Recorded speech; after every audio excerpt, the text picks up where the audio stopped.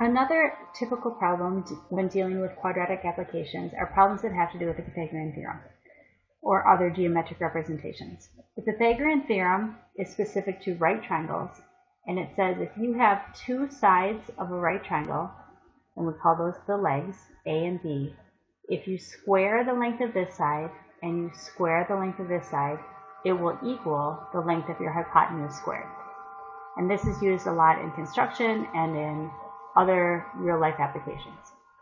So in this particular problem, we're going to use the Pythagorean theorem to set up this situation.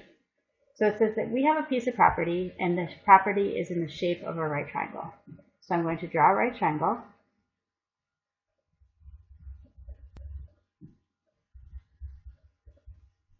And in our right triangle, the longest side is called the hypotenuse. So I know that this is my hypotenuse.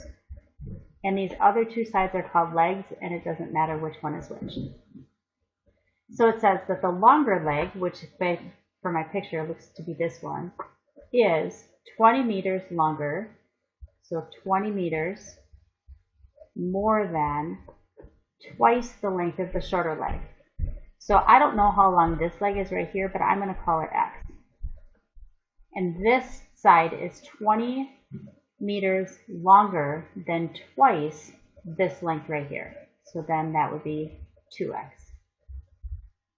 So I don't know how long this side is, but this side is going to take this side right here times 20, times 2, and then add 20 to it. And that'll be how long this side is.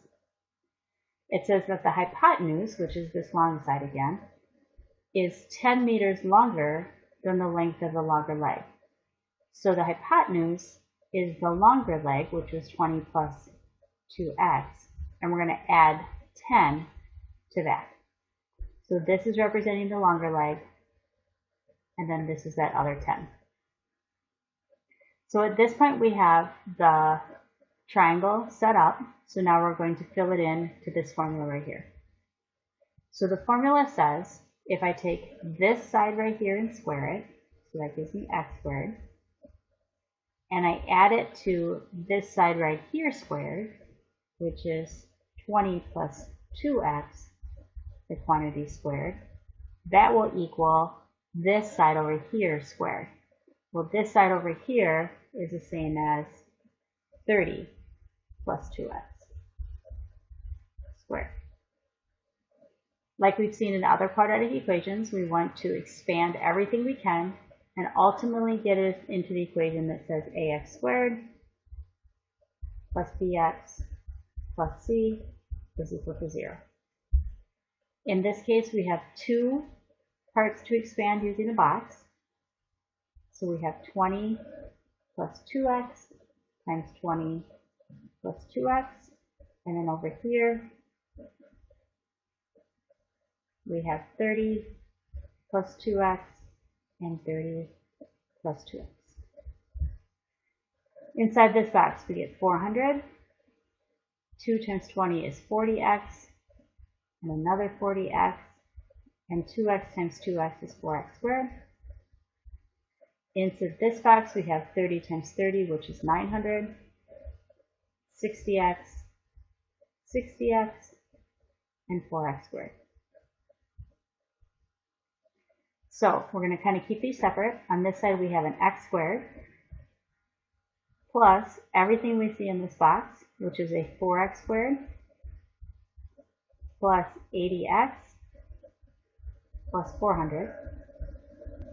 And that equals, on this side over here, 4x squared plus 120x plus 900. Okay. Now we're just going to solve. So I'm going to make this equal to 0. So I'm going to subtract 4x squared from both sides. I'm going to subtract 120x from both sides. And I'm going to subtract 900 from both sides.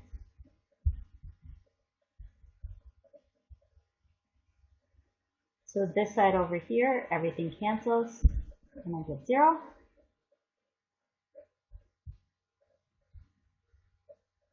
This side over here, the 4x squared cancel, so I'm left with x squared minus 40x minus 500.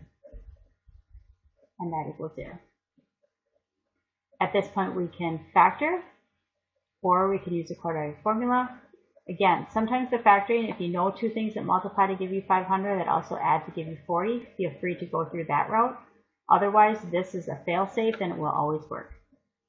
So I'm going to use that again. So I have x is equal to the opposite of b. So b in this case is negative 40. So that'll be positive 40 plus or minus the square root of. The numbers are going to be big, but that's okay. 40 times 40 is 1600 minus 4 times a, which is 1, the number that's in front of x squared, times c, which is negative 500,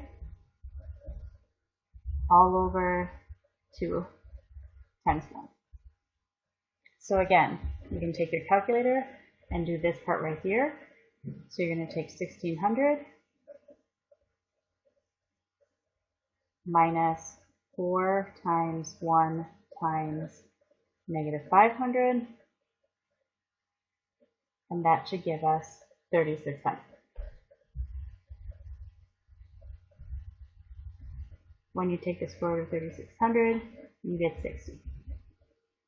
So our two answers are 40 plus 60 all over 2, or 40 minus 60 all over 2. So in this case, if I take 40 minus 60 divided by 2, we see that that's negative 20 over 2, which is negative 10. And obviously we can't have the length of one of our sides of our lot be negative 10, so this is not an answer.